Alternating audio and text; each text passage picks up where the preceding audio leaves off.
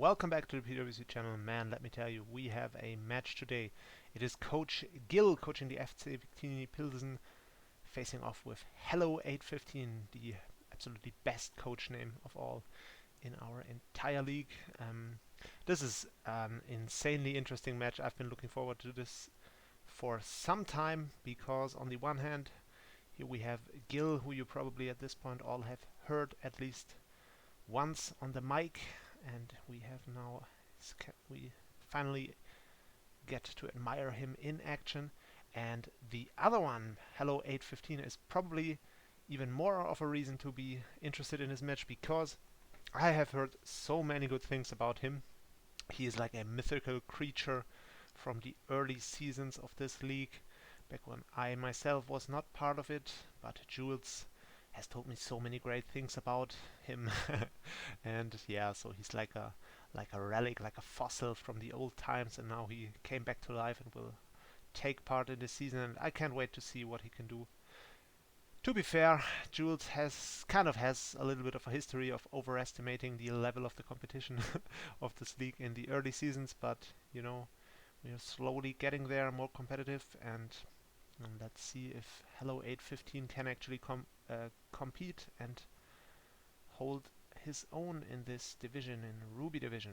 Alright, just looking at the matchup, we do have Guil with his typical rather stally style, more bulky most of the time, and having the insane threat in Mega Charizard X with him, and his signature, which is Fortress, which I personally don't think it's a very good signature, but we'll see how it does.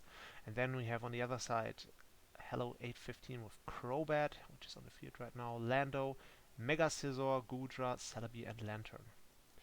Now, the first thing I want to say, that's what I noticed when I had a look at the match early, at the matchup, is Zard X is looking so scary for Hello 815. He really doesn't deal with it at all, apart from the Lando. But once this Lando is weakened, he really has a problem with it.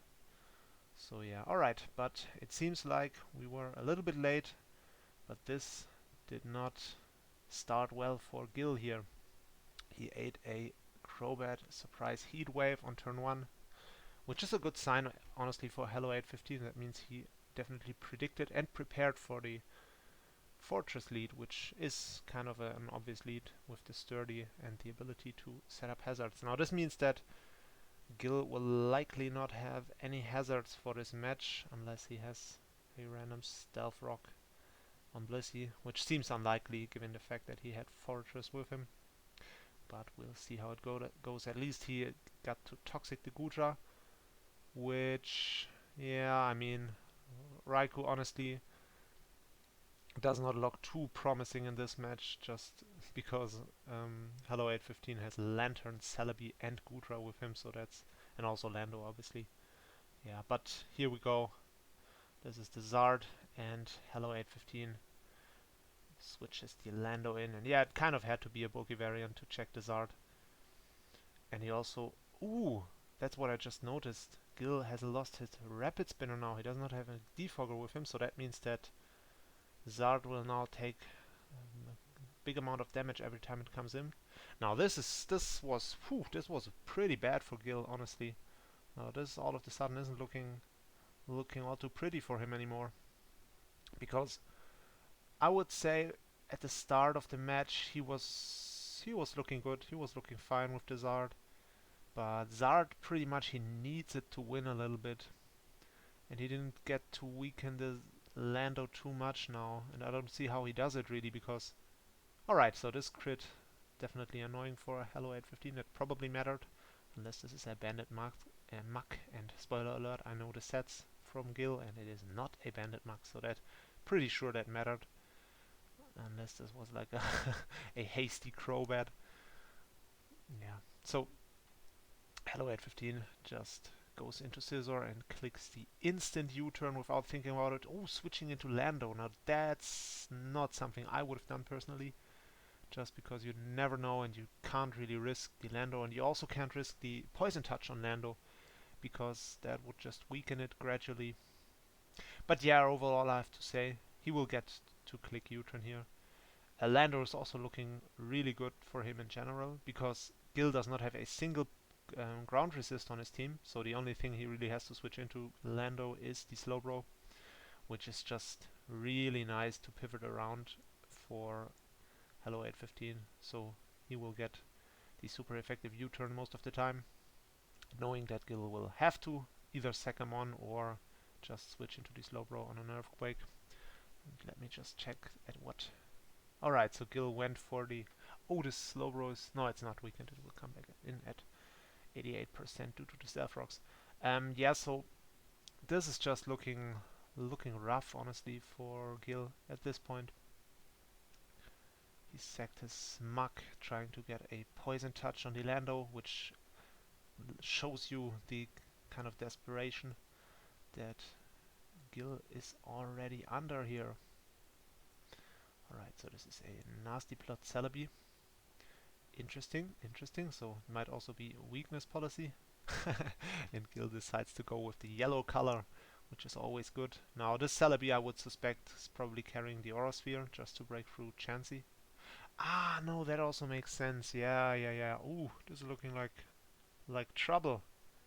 Yeah, this might win him the game here because Guil can't beat it with the Blissey, especially now that he can't freeze the Celebi and Celebi can heal itself back up.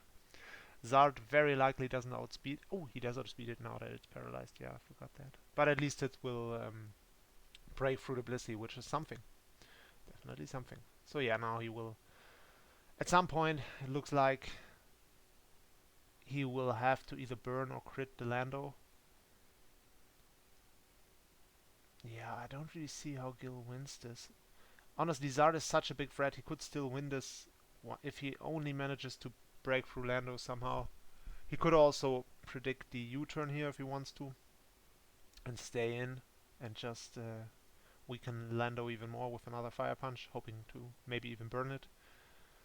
But obviously that would be insanely risky, but he kind of is with his back against the wall because if he doesn't do it, Hello 815 will just go back into his Celebi on the U-turn and Slowbro and then set up again and win the game from there because it will likely carry Earth Power and outspeed the Zard because Zard is adamant, by the way. As I said, I know the sets. So yeah, it would be maybe be a worthwhile thing for Guil to. Yeah, I don't really know what he does, honestly. Hello 815 should always click U-turn here. He wins the game with Celebi. Also, Lantern is looking really scary, especially once the Zard is gone. Zard is honestly the only thing on Guild's team at this point that still beats the Lantern. But yeah, apart from that, Lantern beats Slowbro, or should beat Slowbro, and will also. Yeah, so as I thought, he clicks Dragon Dance. I can understand why he did it. He was with his back against the wall, but Hello 815 saw no necessary prediction there, which honestly that's a good safe play. So this is a well played by Hello 815. So yeah, definitely he confirmed some of the praise that he got from other coaches that have seen him in action in the earlier seasons. Definitely a very good performance here. So alright, now he's kind of risking a freeze, but obviously Celebi has Naturalist Cure, so if it had it happened, he was always able to switch out and switch it back in, and it would be fine. Alright, and now let's reveal the Earth Power here. I'm pretty sure he has to have it. Yeah, this is good for Raikou and for Zard. And with that, we have a GG now. Very good performance, as I said, by Hello 815. Guil kinda will have to do better in his next matches. But yeah, GG to both guys. That was fun to watch. That was a quick one, especially for Guil. He likes to have longer matches normally.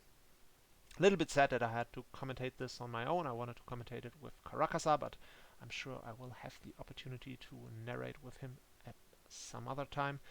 And with that being said, I will end this recording, guys. I hope you had fun. See you in the next one.